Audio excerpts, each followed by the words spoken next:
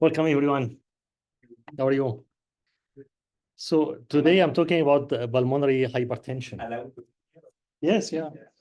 Okay, you just need to pay $100. Today we have also with us Hanifi, who's really expert in hemodynamics. Can share your opinion whenever you like. I'm listening. Okay. I'm learning from you. Yeah, thank you. You are always a humble person.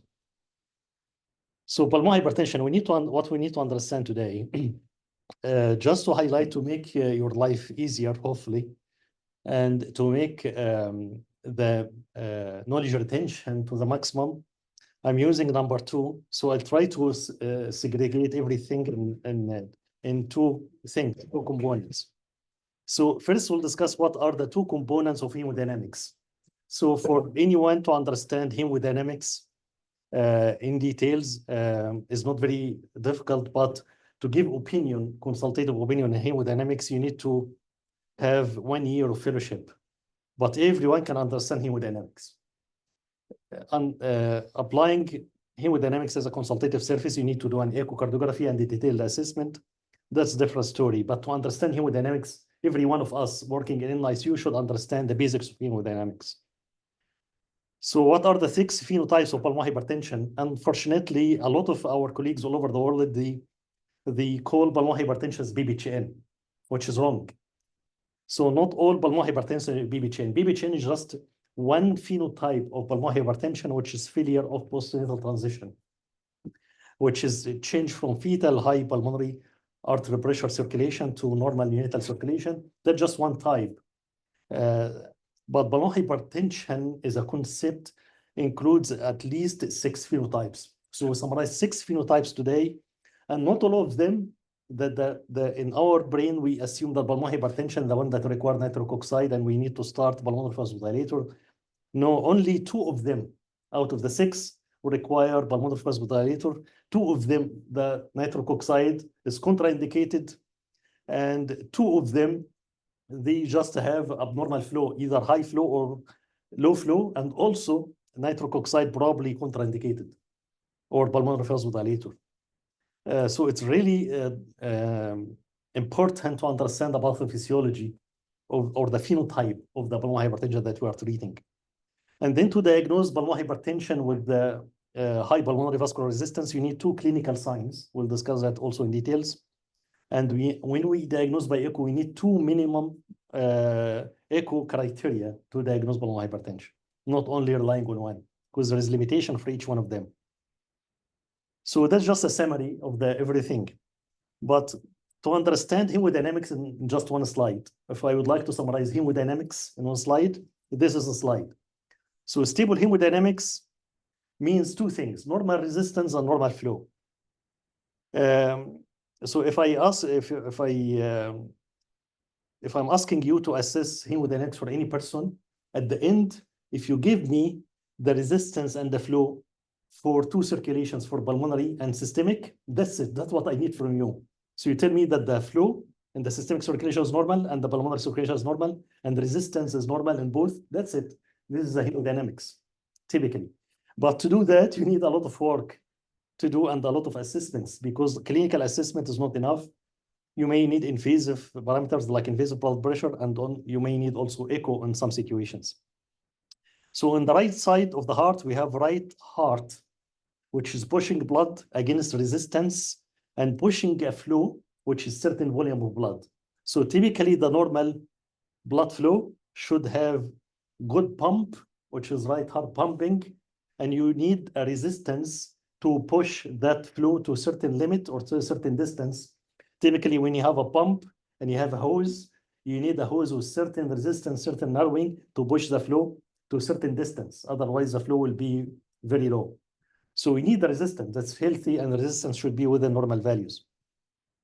So that's the pulmonary pressure. So the pulmonary pressure created by pushing the flow by the pump, which is right heart, right ventricle, through resistance and pushing a certain flow or certain volume across the pulmonary circulation or the lung. and getting back into the left heart, and left heart should do the same, exactly to push the blood to the systemic circulation. So we need a normal pump to push against a certain resistance, which is systemic vascular resistance. And we need a certain volume of blood, and this is a systemic blood pressure. And because of this, pressure is pushing the blood forward, will be pushed back to the right heart. So this is a hemodynamics in summary.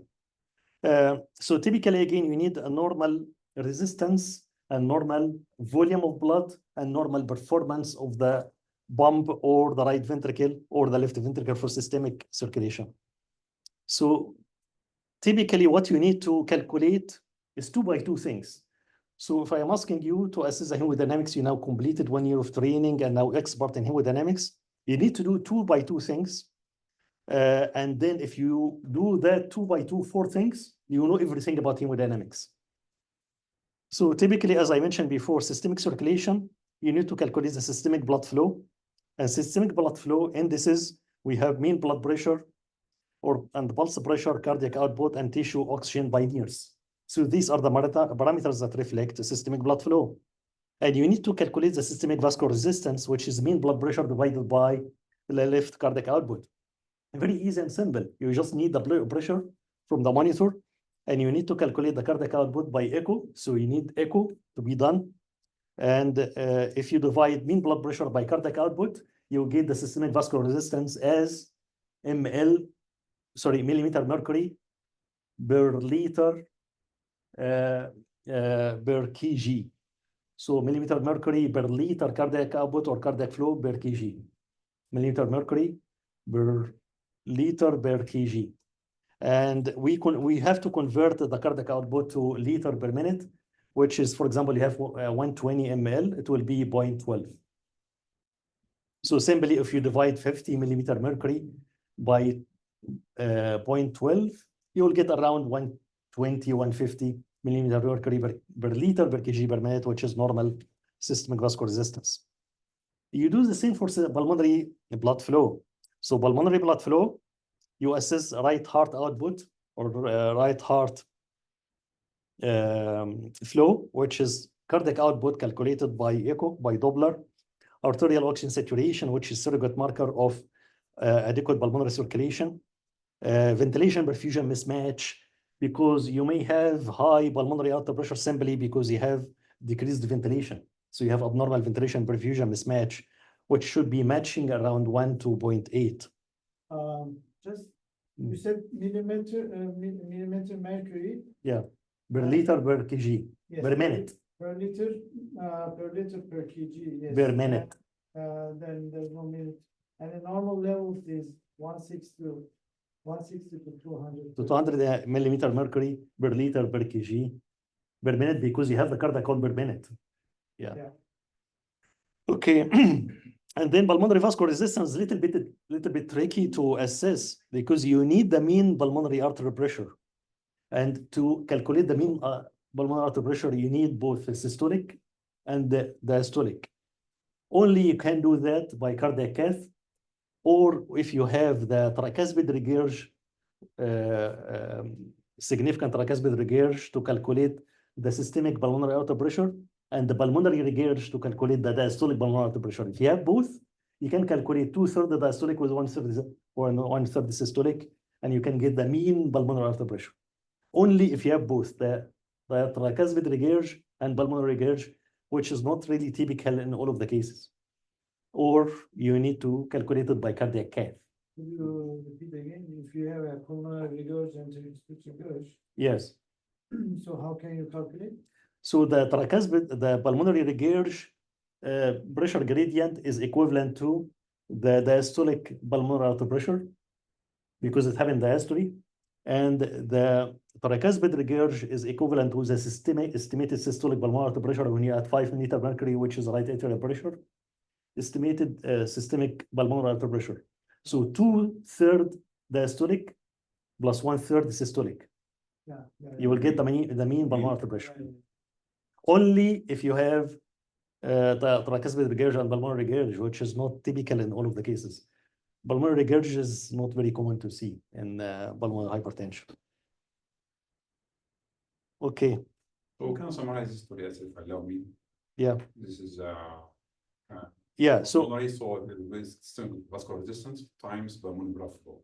So we can go through this pulmonary hypertension. yeah, so we have two circulations. Yeah. The systemic circulation, which is flow and resistance. To assess the systemic blood flow, you can get that from mean blood pressure, which is equivalent to the perfusion pressure. It's still important, but does not reflect exactly what's the problem. But if it is within normal, it is just to reflect the perfusion pressure. Pulse pressure is more surrogate marker for the systemic systolic performance of the heart. The pulse pressure, you will get an idea about the stroke volume. If you have normal pulse pressure, which is around, should be between 15 to 25 beyond postnatal transition. Do you know how to calculate the mean blood pressure? It is like if this systemic one. So it is the 2/3 of the diastolic, same like. Yeah. Exactly the same, yeah. Yeah. Two-thirds the diastolic, 1/3 the systolic, in case if you don't have it. But usually it is easy to get it from the monitor, either by invasive monitor or by cuff. And then cardiac output is typically reflects the performance of the left ventricle. There is limitation for each one of them, including cardiac output, because in PDA, the left cardiac output typically just reflect the pulmonary circulation because most of the blood will be shunted through the PDA. And then tissue oxygen by near field spectroscopy. In this case, you can get an idea about the blood flow. If the nears within normal, it is reflecting normal blood flow to that organ. And then the systemic vascular resistance, if you take the mean blood pressure divided by left cardiac output, you'll get the estimated and non-invasive systemic vascular resistance. Again, the invasive is more accurate, but it is almost difficult to do that in neonates. Pulmonary blood flow is the same. You need to calculate the right heart output, arterial oxygen saturation, and perfusion, ventilation perfusion matching, because when you have collapsed lung, you may have pulmonary hypertension, not because of high resistance from pulmonary vasoconstriction, because of the lung is underinflated. That's why it's very important before you start nitric oxide, you should not inflate the lung. Otherwise, you'll get worsening of the aeration perfusion mismatch. And pulmonary vascular resistance, typically you need cardiac cath unless you have tricuspid regurg and pulmonary regurg. So tricuspid pulmonary regurg is equivalent to the diastolic blood pressure. Tricuspid regurg is equivalent to the systemic systolic pulmonary artery pressure. So sorry. So we shouldn't use INO before inflating or after inflating? After. After. You should inflate the lung first. Yeah. So if the lung compliance is normal, or there are conditions like congenital diaphragmatic hernia. Yeah. In those cases, we need to optimize the lung inflation. Right. Yeah, because sometimes in the diaphragmatic hernia, you may not able to inflate the lung completely, especially the ipsilateral lung at the congenital diaphragmatic hernia. But just try to optimize as much as you can. But if we have meconian aspiration syndrome or variable is collapsed or something. Right, yeah, probably, again, you do your maximum. You give surfactant, you inflate the lung until you cannot get any more inflation with higher pressure. You increase the pressure and there is no improvement. Then that's a maximum. So just to do your maximum effort to inflate the lung. But you have significant lung collapse. When you give nitric oxide, might not really help. You need well-inflated, good ventilation perfusion matching to get the nitric oxide working. Okay, now what are the main clinical phenotypes of pulmonary hypertension? Now we'll come to the action, to the clinical assessment. So how many phenotypes? Before that, just go over the normal cardiopulmonary model or interaction. We need to understand the normal interaction between pulmonary blood flow and pulmonary ventilation and how that can be reflected on echo. And then we'll go to the phenotypes one by one. We have 7 interesting phenotypes. So simply, you can see the lung now is half air and half blood. That's ventilation perfusion matching. 1.8 to 1. Yeah, it is 0.8 to 1 or 1.2. So that's range because you have physiologic shunting that will shift it from 1. So one is the perfect, but does not exist in real life. Even for us, we have some kind of mismatch because our lung is not uniform in inflation. So the bottom part of the lung have more blood and the higher upper part is more air. So you have some sort of mismatch inside the lung. So our lung, perfect lung, if you assume perfect lung, 0.8. And then we have, it's around 1, we assume to be 1. And then if you look at the heart, the normal heart beyond transition, you should have, Right ventricular. you should have, Rather than this. yeah, that's just normal. Yeah, I it's try to normal, make it yeah. normal. So that's like left ventricle. Left ventricle is more dilated compared to right ventricle, or right ventricle, 2/3 size of the left ventricle. Yeah. That's beyond transition. And you have, if you have PFO, you have left-right shunt. So that's perfect normal lung, and you can see that on echo as well. So you can see here in the fourth chamber view, the left side of the heart and right side. So the left side is more dilated compared to the left side, or the right side is, the right side is 2/3 the left side. The apex made by the left ventricle, because the left ventricle is dominant. And you have the filling normal, and you have the septum does not work, paradoxic is not working with the left ventricle. And to confirm the septum motion, we need to look at the short axis. So in typical short axis, you have the septum is rounded with the left ventricle, making a circle, and the right ventricle is like a crescent. So that's a normal looking short axis of the heart. In this situation, you have minimal left-right shunt through PFO. You have dominant left ventricle. And again, the right ventricle is 2/3 the size of the left ventricle. You have normal biventricular performance, both of them contracting very well, and have normal systemic blood flow, because you have normal venous return and normal filling of the left ventricle and normal systemic blood flow. So both circulations, they are interrelated. When the right side circulation compromise or pulmonary circulation compromise, that also should affect the systemic circulation to some extent. Make sense? So that's like just normal model of everything.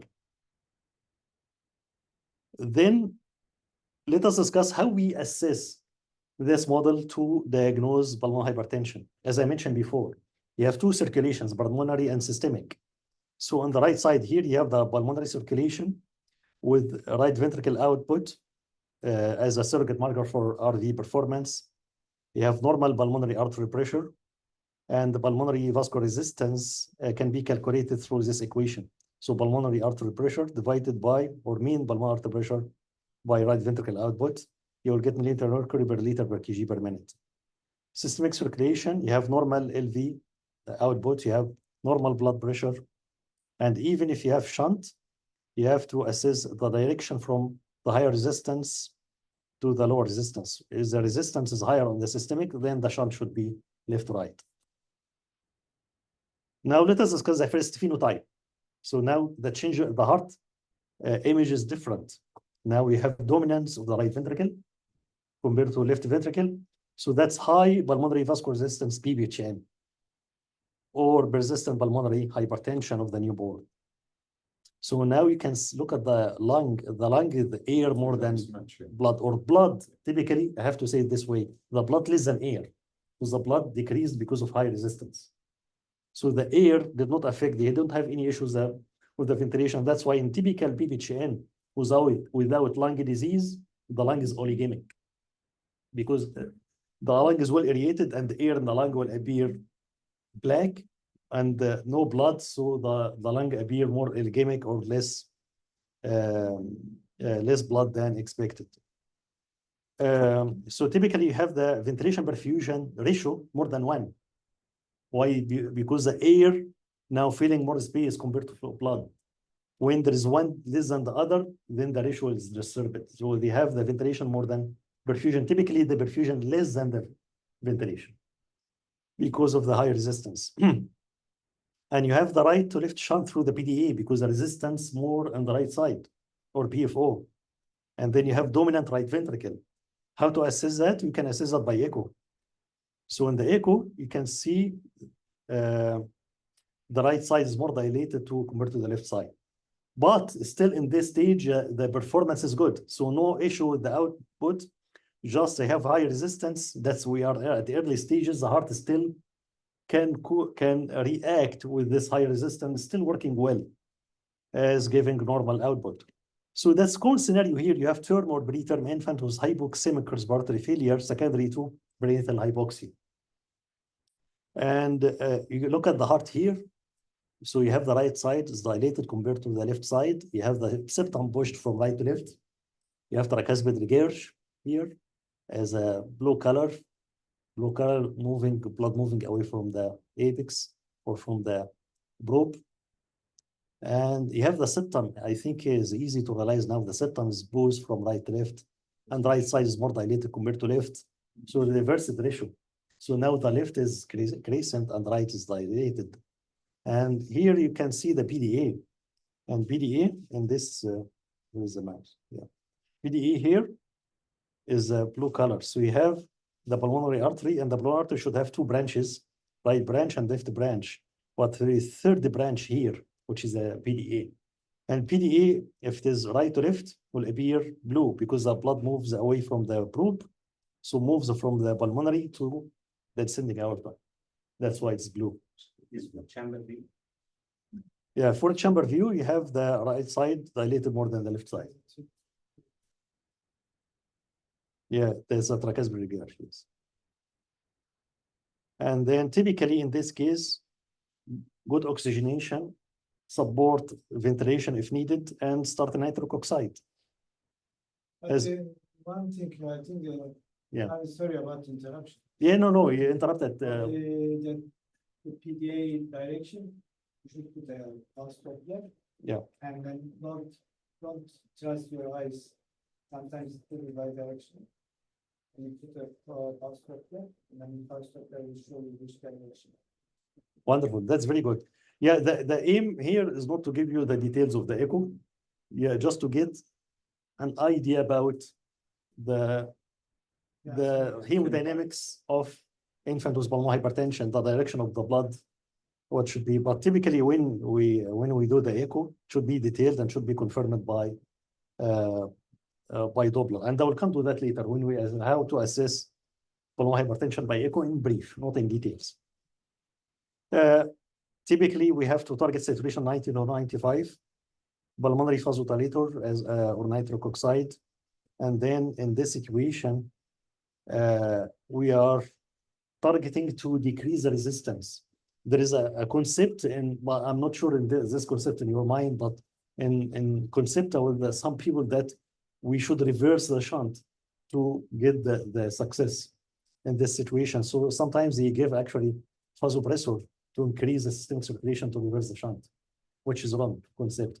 We have to lower the pulmonary resistance, not to increase the systemic resistance. So the shunt now is helping to relieve the pressure. So the PDE is the valve relieves the pressure from the right side to the left side.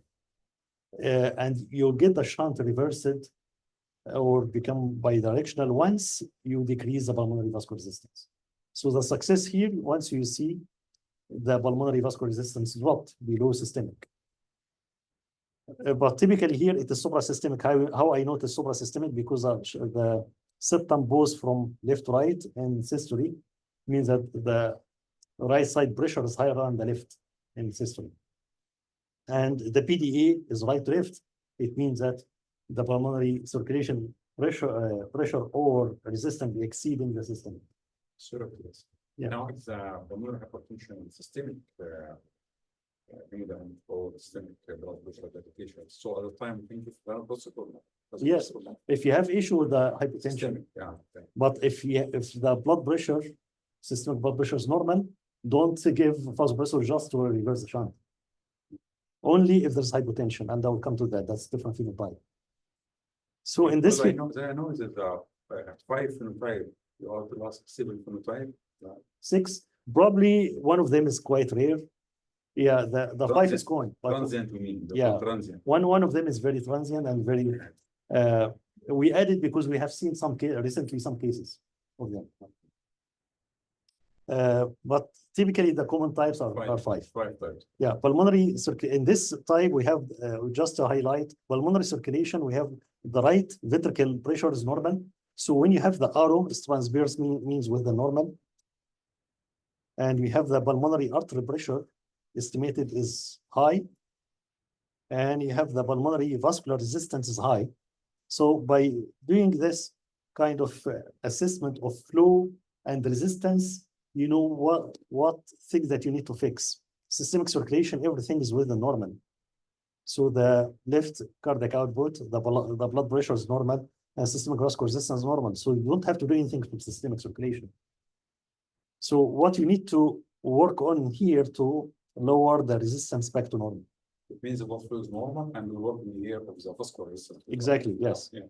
Yeah, you don't have to do anything for the RV performance or like only resistance. You need to give pulmonary vasodilator. So there is the hemodynamics of this phenotype in summary. The shunt, it could be initially right-left shunt through the PFO or PDA because of the resistance is higher on the right side. And direction from the higher resistance to the lower resistance, which makes sense. And there's a reversible type. Yes, definitely. Once you give nitric oxide, it should reverse. Only in case of when you have pulmonary hypoplegia type, Like CHSD. like a congenital phreatic hernia, that might be difficult to treat. Or you have hypoplastic lung disease. So you have hypoplasia of the alveoli and also hypoplasia of the pulmonary circulation. The second type. Yeah, but that's typical PBHN, which is due to perinatal asphyxia. Okay, the second phenotype, high pulmonary vascular resistance, was RV dysfunction.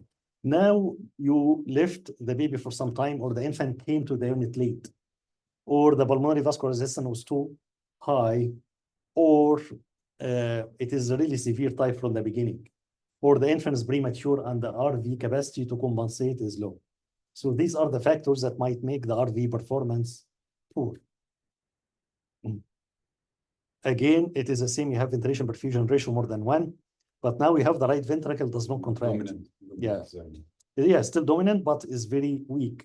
Does not contract well. It's very floppy, and still dominant. Right-left shunt through the PDA still exist, and poor right ventricle performance, as I mentioned, but normal systemic. At this time, still normal systemic blood flow. You don't have issue with the systemic circulation so far. The typical scenario, term or preterm, usually preterm was hypoxemic respiratory failure secondary to lung disease or perinatal hypoxia. It might contribute to significant lung disease like meconium aspiration or untreated severe RDS. You may see actually in RDS or TTN also pulmonary hypertension if inadequately treated. And this type of TTN is called as malignant TTN. Okay. So if you have TTN not adequately treated by CPAP initially or left in the maternal ward and the infant's tachypneic and no one looked at the infant, you may have pulmonary hypertension, usually benign, usually needs just CPAP support and it should resolve. And this type is malignant, but not very malignant. It's easy to treat. But in this case, you have severe pulmonary hypertension, now RV dysfunction, and now you can see the RV performance now is weak. The heart is weak in contraction. You need some experience. You need a lot of training to assess the performance of the heart by eyeballing, but typically you need to calculate cardiac output. You need to assess by M mode, ejection fraction shortening, and you need to assess by TAPSI. These things that you need to add, but needs a lot of discussion. But we are now focusing on the clinical assessment today because this presentation is not meant to discuss the echo in details. What you need to do in this case, optimize ventilation, target saturation 90 to 95. You need to start the nitric oxide if not started. And then because the RV performance is poor, you need to add Merinone or dobutamine. If the infant blood pressure is normal, Merinone can be considered. If the infant blood pressure is borderline, Merinone is strong vasodilator. Better maybe to start with dobutamine. And Merinone usually is better to be after assessment of someone expert in hemodynamics. because out of side effects, it's long half-life. It's not that easy to control the side effects. And then if you start Merinone or dobutamine and there is no improvement, and the PDA is closing or closed, you may consider prostaglandin in refractory cases and open the PDA. And that might help to relieve the pressure. So see now, in some situation, you may need to have the PDA right to left to help in relieve the pressure from the right side. That's against the concept of reversing the shunt when you have severe pulmonary hypertension. So the hemodynamics in this case, you have the pulmonary circulation with low performance of the right ventricle with low cardiac, low RV output.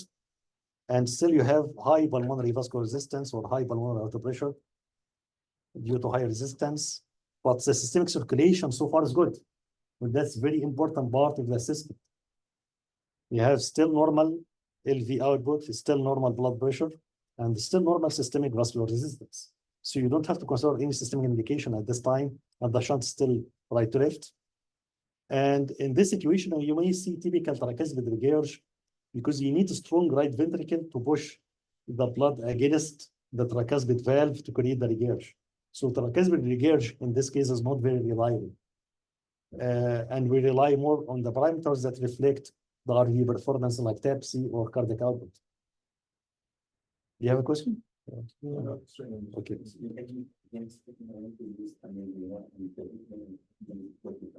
Yeah.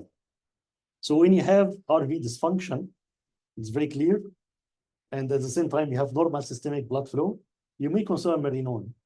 And Merinone in extreme cases as a pulmonary vasodilator and improving RV performance and also anisotropic effect. So help in relaxation of the ventricles. But it is a strong vasodilator and it is with long half-life. The half-life is 4 hours. So once you start, the blood pressure might drop and might need 4 hours to get the blood pressure back. In some situation, we may start vasopressor to overcome the side effect. It's better to be recommended by someone expert in hemodynamics after echocardiography, because the safer alternative might be dobutamine. If you have low blood pressure to start with, don't start with Merinone. It's not a good idea. Start with dobutamine. But if there is no good effect from dobutamine, you may start with Merinone, but you may need to start also vasopressor to help the blood pressure up. Yeah, that's my question. Can you start it with Merinone with more benefit? Yes, definitely. Okay, at least to prevent systemic circulation. Yeah, but not as a prophylactic. You have it just ready because borderline. Yeah, because it is short acting. You can start it and you get the effect in minutes. It is like half-life is very short. Once you start, you get the effect up. So would you recommend loading those on the No, we're not using loading in neonates. You can use it in PICU in children. In neonates, because it's very strong vasodilator, it might drop the blood pressure. We used it before as loading, but it caused a lot of issues. So we are using without loading, like 0.33 starting dose, and you can escalate it if needed. The effect of Merinone is a little bit slow. Again, if you need a quick action, you can start first with dobutamine.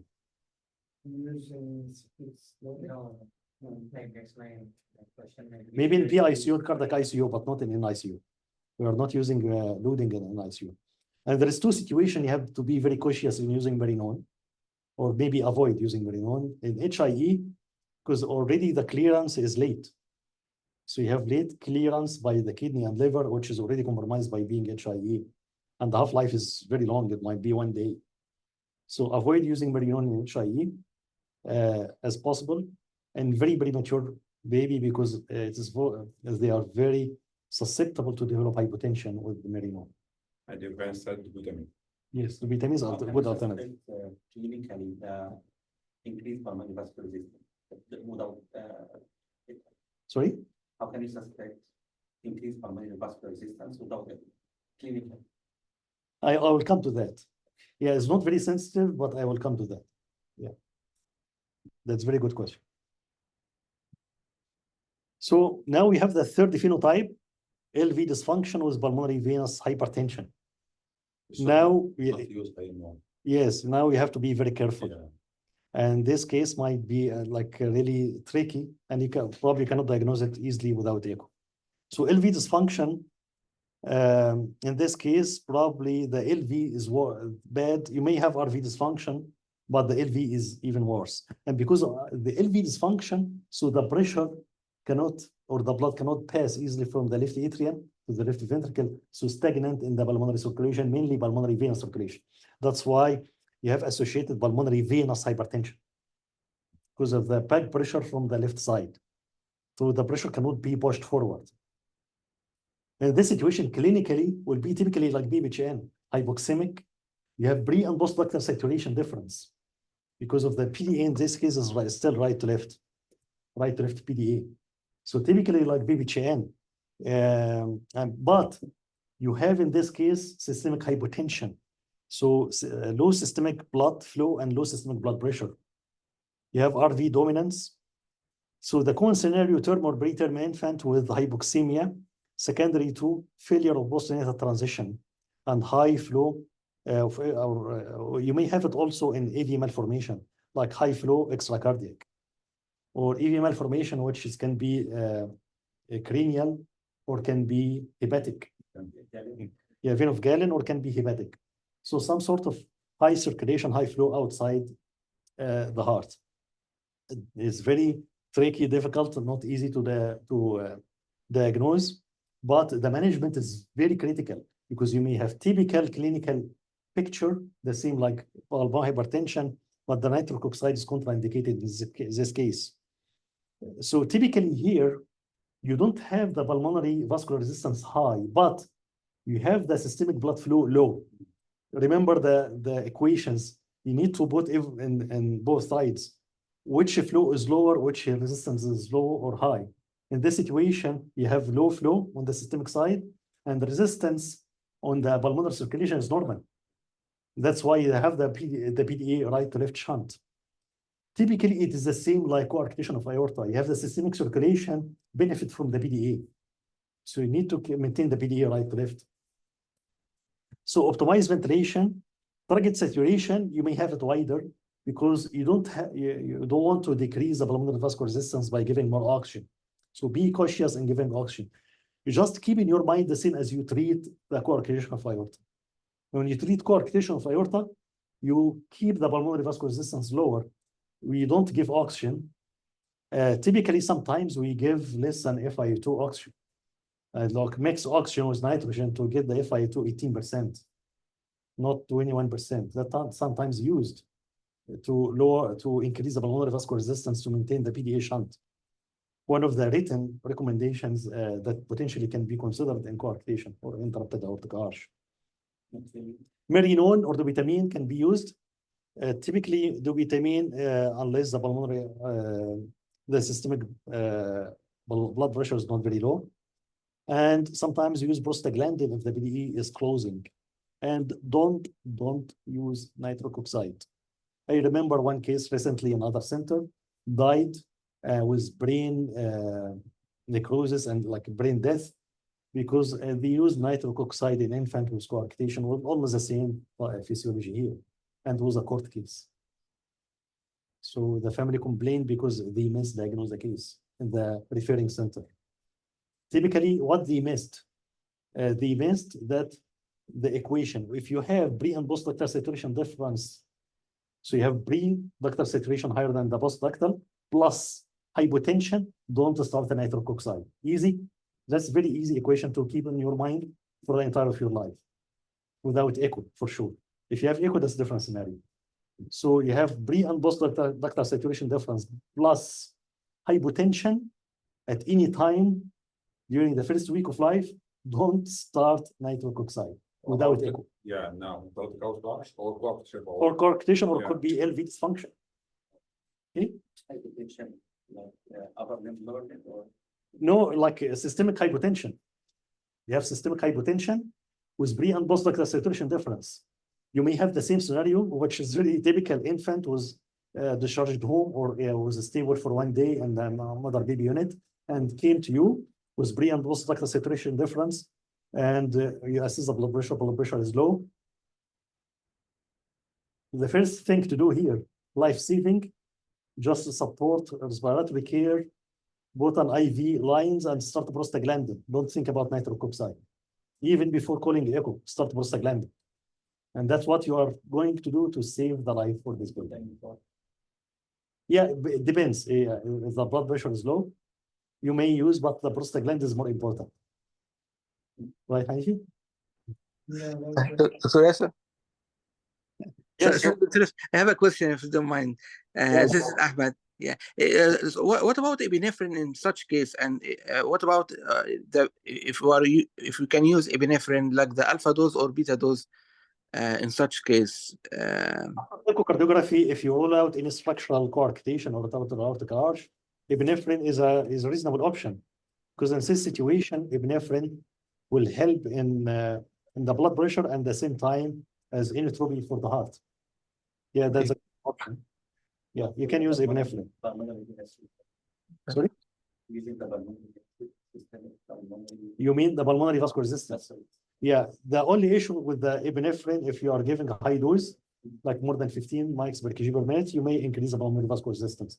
But to just save the life until you get the echo done, epinephrine still can be used. At least for the initial between 5 to 10 or 5 to 15 maximum dose. Okay, thank you so much. Yes, this is only because we are dependent on RB. That's why I know is already this for us. Yeah, because you're now the blood, the systemic circulation blood is low, and you have the right ventricle is pushing through the PDA. The nitric oxide might not be effective or might not cause harm if the PDA is closed. Because now we are encouraging the blood to move through the PDA, and the infant systemic circulation is PDA dependent. But if you give nitric oxide and the PDA is closed, the infant might not really get any benefit or any complications. But if you start prostaglandin, you want the systemic, the pulmonary systemic vascular resistance to be at least physiologic, not low. So in the hemodynamics, is it clear now? Yeah. Okay. So now we have again the hemodynamics slide, the integrated hemodynamics. We have in the pulmonary circulation, the RV performance is within acceptable level. Pulmonary vascular resistance may be high, but it is probably venous related. And pulmonary vascular resistance might be borderline or normal. This is not the issue. The issue here, the systemic circulation with low LV performance and low blood flow. Blood pressure might be normal if you are relying on mean blood pressure, but you may have narrow pulse pressure. So the systemic vascular resistance might be with the normal. So the issue here is LV performance. So typically in this case, you need to give a medication to improve the LV performance, which is Merinon or Dobutamine. In this case, I meant by normal blood pressure, because the resistance might be still normal. So you may have still normal diastolic, and the mean blood pressure is mainly relying on diastolic blood pressure. That's why you may have it still normal. But when you look at the pulse pressure, should be narrow, because the pulse pressure reflects the LV performance. We can say this is narrow. Yeah, there is a centile value in the table that we have. So typically, you should have it more double digit, like more than 10 in premature baby during transition, and then in infant beyond the transition, more than 15 milliliter mercury. Typically, in normal term baby beyond transitions, around 20 milliliter mercury. Yeah, but like you have a centile value on the table. So the shunt, usually it is equivocal. It can be, in this situation is interesting, it can be through the patent foramen ovale, left, right. Why? Because now the left atrial pressure is high. You have high venous pressure. But the PDA is right to left because not because of the high resistance here, no, because of the low flow on the systemic side. So once you see the PFO is opposite to the direction of the PDA, that's a red flag. So you have PFO left, right, but the PDA is right to left. Even if you're not really expert yet in echo, but once you see this reversed kind of shunt, PFO and PDA, it's a red flag. Because in typical pulmonary hypertension, both of them should be at the same direction. Then the direction from the higher resistance to the lower flow. So higher resistance or physiologic resistance, which is pulmonary, to the lower flow on the systemic circulation. Now we'll come to more worse, more severe. Biventricular dysfunction. That's very bad to have. You can see the heart is barely contracting here in parasternal long axis and for a chamber. Here in this infant, we are giving normal saline because the infant was really decompensating to a point of requiring resuscitation. So you have everything is bad. So you have the ventilation perfusion less than 1 because the lung is now stagnant with blood. The blood does not move outside the lung, stagnant because of high venous pressure. Biventricular dysfunction. You have low systemic blood. Everything is low now. Everything is bad. You have low systemic blood flow. The management should include wider target saturation between 85 to 95 and merinone or dobutamine with norepinephrine. So in this situation, usually we use both a medication to improve, like a good or strong inotropic medication together with the vasopressor because you have low systemic blood flow. And then prostaglandin might be needed in refractory cases if the PD is closed. No nitric oxide until LV performance improved. So once you see the LV performance improved and there is still signs of pulmonary hypertension, then you can use nitric oxide. And usually in this case, we need the steroids because in severe cases, keep in mind steroid as like hormonal stress because in this kind of sick infants, they have inadequate suprarenal response to stress. And the fluids might be considered in case of there is underfilling of the heart or impression of dehydration. So keep in mind also steroids and fluids, but don't give fluids blindly, only if it is indicated. As steroids, once you reach 2 medications to support cardiovascular system, the steroid should be kept in mind, or you reach high dose of 1 medication. Even if you give a trial of 2 milligram per kg, a trial dose is okay until you get the cortisol level back. Make sense so far? Now we are moving like step by step from the mild to severe to more severe. The short axis view, it looks normal from here. Long axis, that's long axis view. For sure. For a chamber view? For a chamber view, that's very poor. The heart is barely contracting. I thought it's a short axis view. No, that's a lot for a chamber view. Maybe a typical one because the infant was very sick. We did very quick assessment. Left side and right side. Left atrium, left ventricle, right atrium, right ventricle. We can like know in this case with like ventricular function and like no hypertension. You can use, yeah.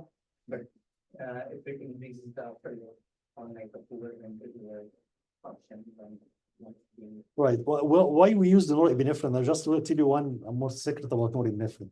Norepinephrine is one of the medications that proven in some studies that it might improve the pulmonary vascular resistance, or at least does not increase the pulmonary vascular resistance, which is not the case in dopamine and the epinephrine. Epinephrine, both of them, they might increase the pulmonary vascular resistance. And both of them might increase the oxygen consumption of the heart because they are very strong inotropic. So that's why we are using more specific medication. We are using dobutamine to improve the performance of the heart, and norepinephrine is specific to improve the resistance. So 2 specific medications, each one targeting specific receptors. we should start with. Hmm? We should start with both. In this situation, yeah, because if you start only with marinol or dobutamine, the blood pressure might stay low or even may decrease further. Why not was your preference Yasser in this condition? Not epinephrine? Norepinephrine plus dopamine or marinol. It's not contraindicated to use norepinephrine, but when you reach high dose, you might increase the oxygen consumption of the heart or increase pulmonary vascular resistance. And nitric oxide only once you get the LV performance improved. And still significant pulmonary hypertension exists. So this kind of cases require like frequent follow-up by echo. You may need to do like echo in like twice or 3 times in one day. Just after each step of management, you need to assess because this infant is really sick. In this case, the lungs are filled with like. Yeah, because of in this case, because of the stagnation of the circulation on the left side, you have a high pulmonary venous pressure. So that's why the lung is a little bit flooded. And this situation, why you should not give nitric oxide initially. And you need to improve the LV performance first. Very more stagnant. Yeah. In these cases, the best way to work our oxygenation and medication would be to either relax the lung purposely or hyperinflate the lung. But no, just try to recruit the lung to the optimum. Neither is not really helpful and might be harmful. So if you collapse the lung, the infant's just relying on what's remaining in the lung as for ventilation. So you just optimize the ventilation, and when you give optimum pressure, you get probably the best functional residual capacity that you can get.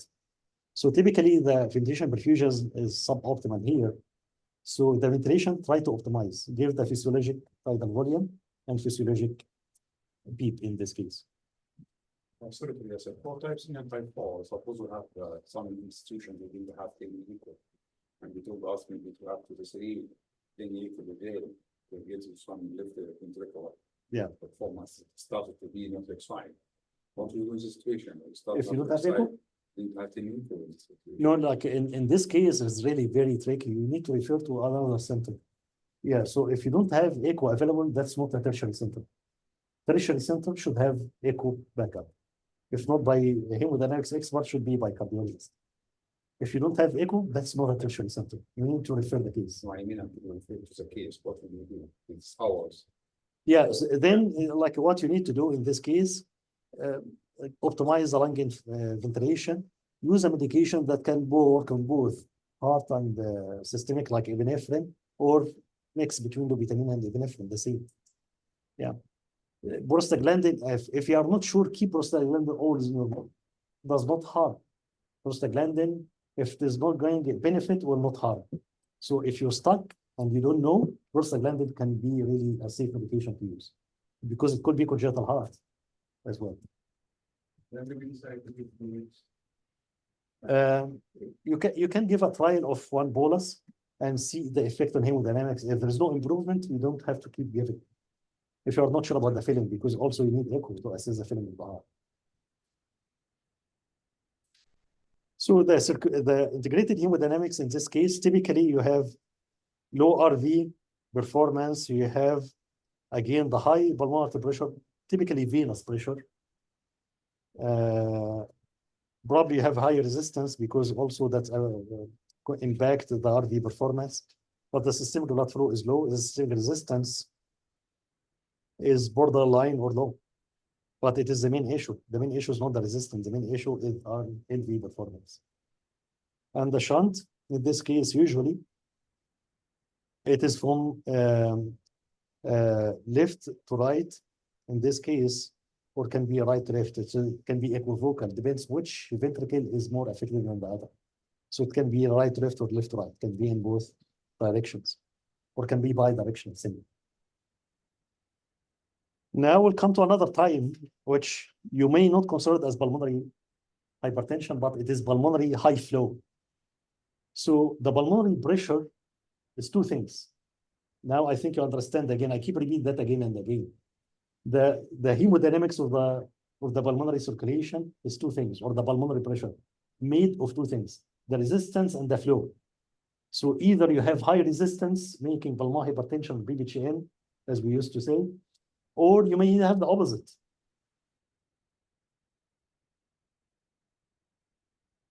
Now, there's multiple situations. One of them is the most common one is a PDA, left-right shunt.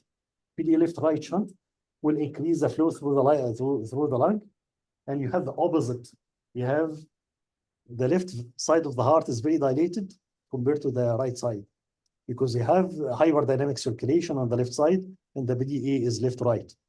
The other uncommon scenario of this situation was pulmonary hypertension secondary to high flow. We mentioned that before.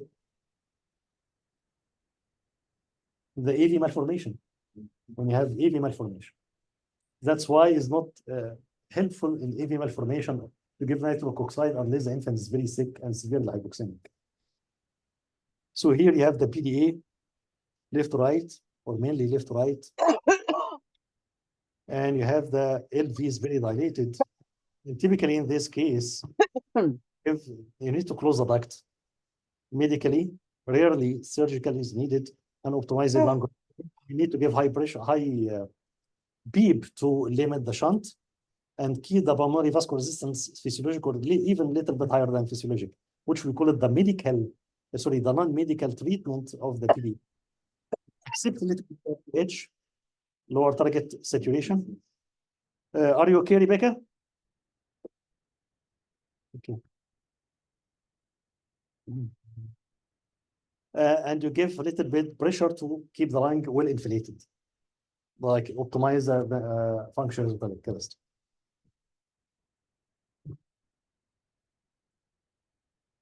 So I think now you understand hemodynamics. I don't have to tell you the pulmonary circulation. What do you think that what the RV performance should be normal? The pulmonary artery pressure here is high, but not because of the resistance, because of the flow. And the pulmonary vascular resistance is low or physiologic, low, less than physiologic. And the shunt is typically left to right. And the systemic circulation usually is unaffected unless you have significant steal. Then will affect the flow. So the type number 6, which is like the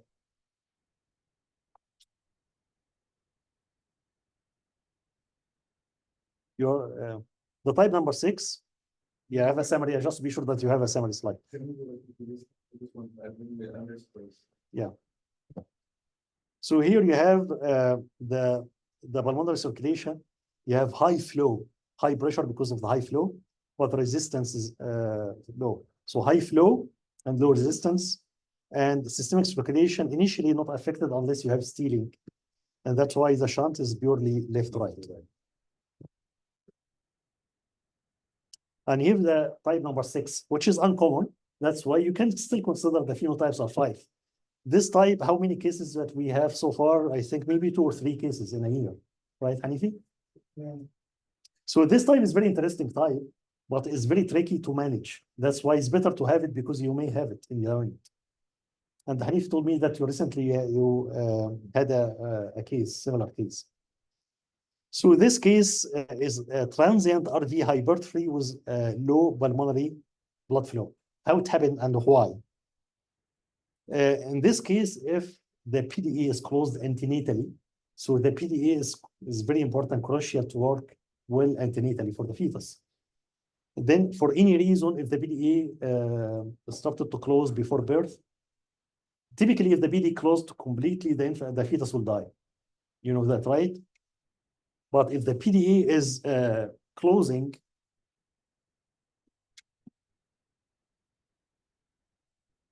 if the PDA is closing, one second.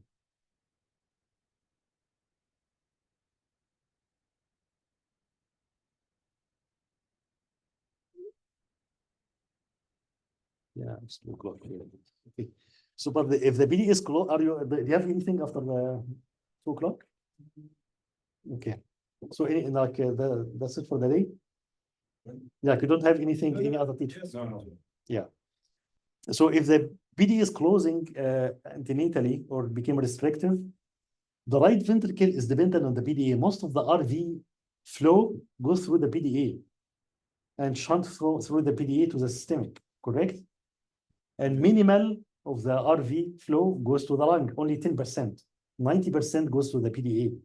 So now if the PDA closed, the RV does not function and became hypertrophic. Yeah. I will see the RV transiently hypertrophic, but not hypoplastic. In the first case that I have seen, I was really concerned about hypoplegia, but how to rule it out? When you see apex, you see apex and the right ventricle is like conical shaped with apex, that's not hypoplesia. Hypoplesia usually small ventricle without apex, without trabeculations, will be very small. But anyway, you need to see both to know how to differentiate by echo. In this case, the echo is here. I'll try to move the echo. So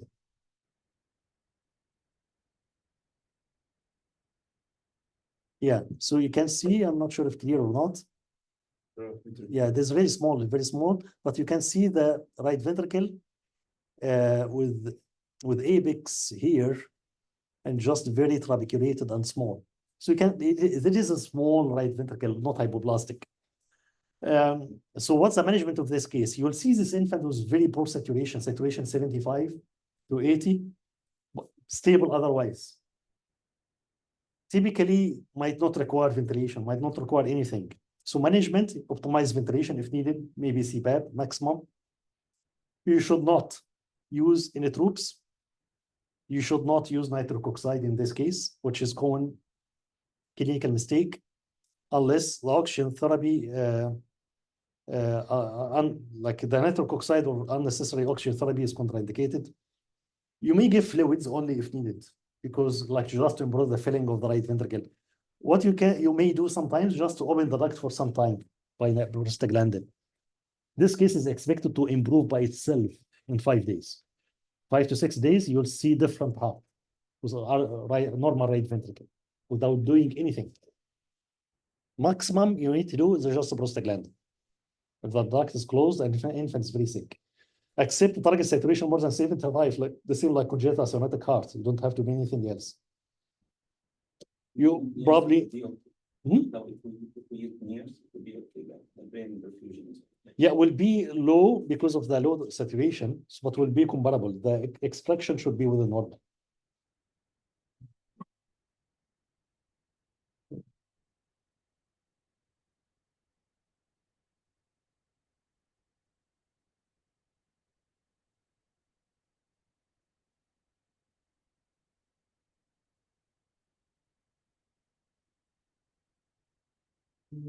Usually the cardiology people are confusing about these sometimes because they are measuring the statistical registration.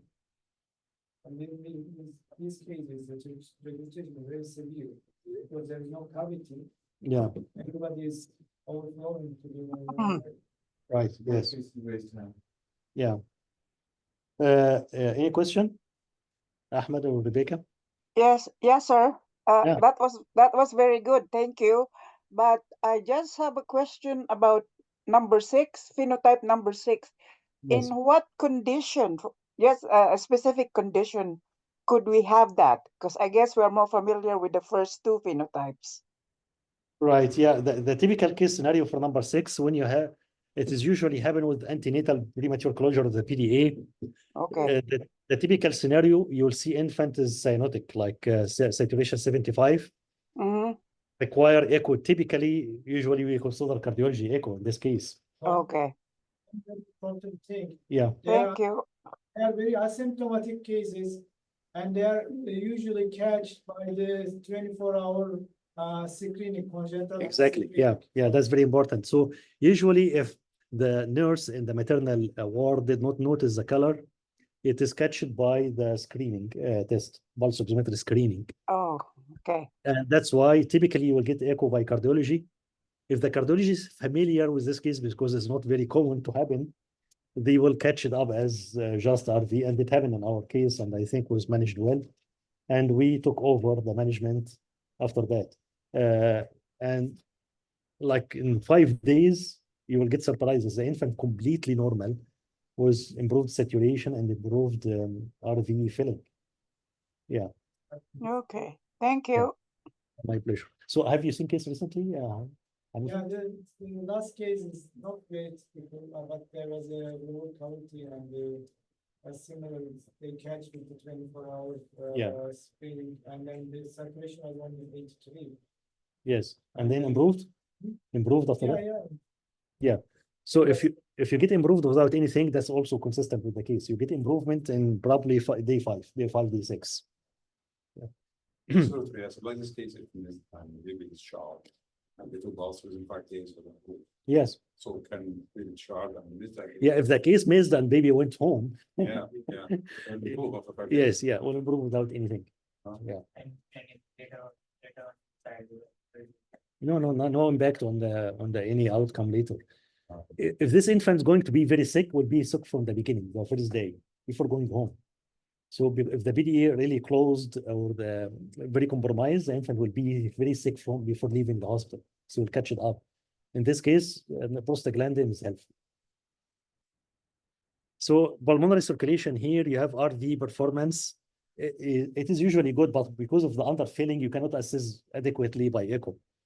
And you have low pulmonary artery pressure because low flow, but the systemic circulation is normal in this case. PDA shunt might be variable because usually it is closing, but you may need to give prostaglandin. So these are the phenotypes all together. So the first two phenotypes here, when you have pulmonary hypertension, pulmonary hypertension, either with normal RV performance or impaired, you give nitric oxide and they treat as pulmonary hypertension. The third phenotype was LV dysfunction, no nitric oxide, contraindicated, and you need to give a medication like Marinor or dobutamine and accept little bit to low target saturation. The number 4 phenotype, we have even more tricky and difficult to manage. You have poor biventricular dysfunction. You need to give a dual medication like Marinor plus norepinephrine.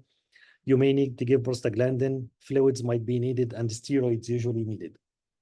And then the phenotype number 5, when you have pulmonary overcirculation like AV malformation, or typically in PDA, you need just to deal with a shunt. So in AV malformation, you send for cath for interventions, and PDA, you will deal with the PDA. And the transient type last time is transient from the name, self-resolved unless you need to start a prostaglandin. This is a pulmonary hypertension in the entire phenotypes. How to diagnose? Just to go over these like very quickly. The pulmonary hypertension is clinical suspicion, but not very specific, not very sensitive. Echo confirmation, sometimes you need CT angio. So there is the Canadian Pediatric Society position statement of pulmonary hypertension. So it was published between a group of experts in hemodynamics in Canada and US, and that was considered as probably the statement of management. But the clinical, as I mentioned, your question about the clinical assessment, clinical evidence. So 2 things. When you have differential oxygenation pre and post ductal saturation difference more than 5%, plus minus, you have more than 2 desaturations in 12 hours. This is typically normal in preterm infant, but I'm talking about near-term or term infant. Near-term or term infant should not have desaturation. If desaturation happened more than 2 times in 12 hours period, this is abnormal. Then the infant at least should be screened by pulse oximetry screening test. And then there is a nice stratification based on that, also part of the article. You have to be sure that the lung parenchyma, normal lung parenchymal disease, and the lung is inflated well. And the clues for that typically with increased work of breathing or grunting. If the answer is yes, then you need to work on lung parenchymal disease. Typically RDS, give surfactant or whatever, that's the easy part. If the answer is no, there is no parenchymal lung disease and saturation less than 85%, then assess pre and post ductal saturation gradient. If they are equal, diagnostic possibilities could be PPHN with closed duct, or could be PPHN with large ASD or PFO, or pulmonary hypertension with RV dysfunction. That's why you don't have significant shunt. If the right arm more than the left lower limb, then most common pulmonary hypertension is open PDA, but it could be LV dysfunction or interrupted aortic arch. These are the nightmares that if you start a nitric oxide, you will be in trouble. Okay? So the equation that you should never forget in your life, if you have pre and post ductal saturation difference plus hypotension, never ever start nitric oxide. That's equal to echo, or if you don't have echo, start the prostaglandin. No one will blame you if you start the prostaglandin. But if you start a nitric oxide, recently, just last month in BC, was a case that was called the case. The infant died. from unnecessary use of nitric oxide in interrupted aortic arch. You interrupted, you can get one of the types, you can get it within right out of this route. Sorry? Yeah. Interrupted, you can get one of the types that you can get the difference between right and left arms. I think Exactly, yeah, but like we just relying because it depends on the position of the PDA. It's better to have the right arm and lower, or one of the lower limb. Yeah, you typically you do 4 limbs, but like the lower limb is the standard. So right, if the right arm more than the lower limb, in this equation, you need urgent echo. Why? TGA. Because it could be TGA simply. Okay, you have the opposite circulation and TGA with high pulmonary vascular resistance. Yeah. So you have everything reversed. Yeah, so that's probably TGA. Make sense? So Also, the total amount of there also. Hmm? Total amount of there. usually in total analysis, you usually don't have difference between both. You have severe desaturation and probably X-ray with significant infiltrate or very congested lung, white out lung. Okay, so now we'll move to the echo. Echo, you need at least 2 of the following. Remember the number 2. So tricuspid regurg with LV flat or pose from right to left, BD bar direction or right to left, or dilated right ventricle more than the left, and apex made by the right ventricle. So the criteria of more dominant right ventricle. So 1 is not enough. Why? I remember one case, someone referred to me a case asking my opinion, and that was in Turkey. Was infant discharged home and sealed in a field because of tricuspid regurg was significant. No other signs of pulmonary hypertension. And they're just tricuspid regurg because of this plastic tricuspid valve secondary to HIE. So you may have that as well. If HIE, you may have an incompetent tricuspid or incompetent mitral valve. And this case is not pulmonary hypertension. So tricuspid regurg might happen in absence of pulmonary hypertension. And the second part, which is the red flag when you have pulmonary hypertension with RV dysfunction, was poor RV contractility, TAPSE, low, RV less than 150 ml per kg per minute. And then you can classify pulmonary hypertension simply. If it is mild, 2/3 systemic circulation, probably just oxygenation is enough. You don't have to start nitric oxide. If equal to systemic or close, that's moderate. Usually you start to consider nitric oxide. If suprasystemic with RV dysfunction, nitric oxide plus minus medication to improve LRV performance.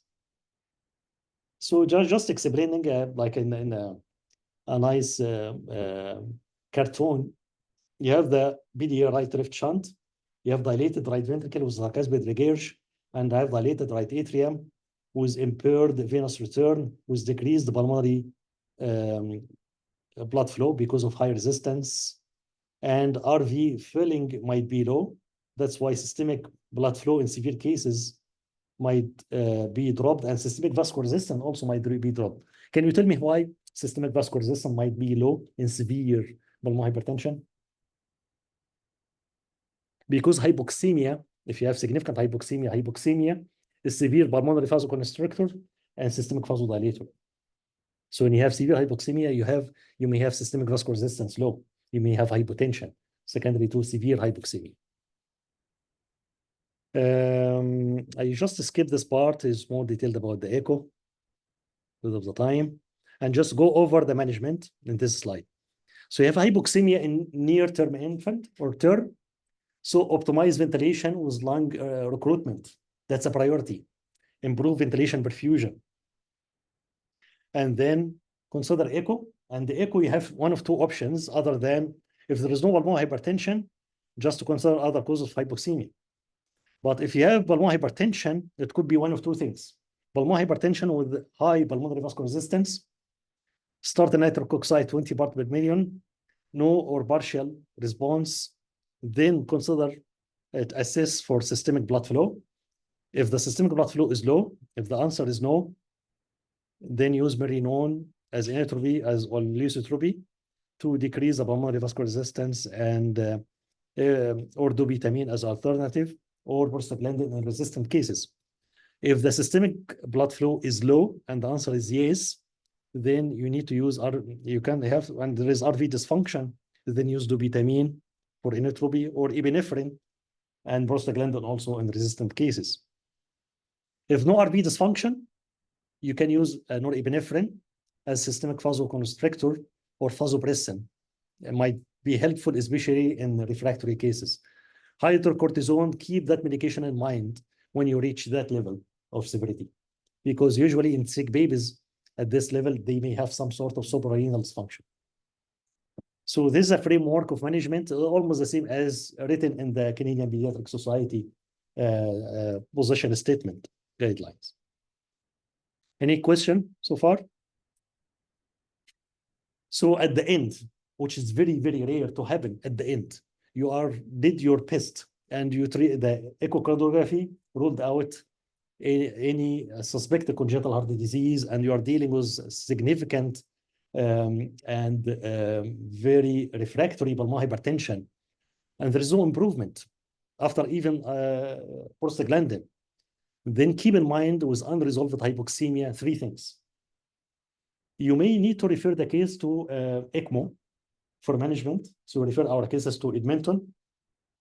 But before doing that, echocardiography is, you can say, about 95% sensitive to rule out congenital heart disease, but you may have range of cases like supracardiac or infracardiac types of total aneurysm that might be missed, or the most common one to be missed, the infracardiac one, which can be inside the liver. Like the confluent vein can be hidden.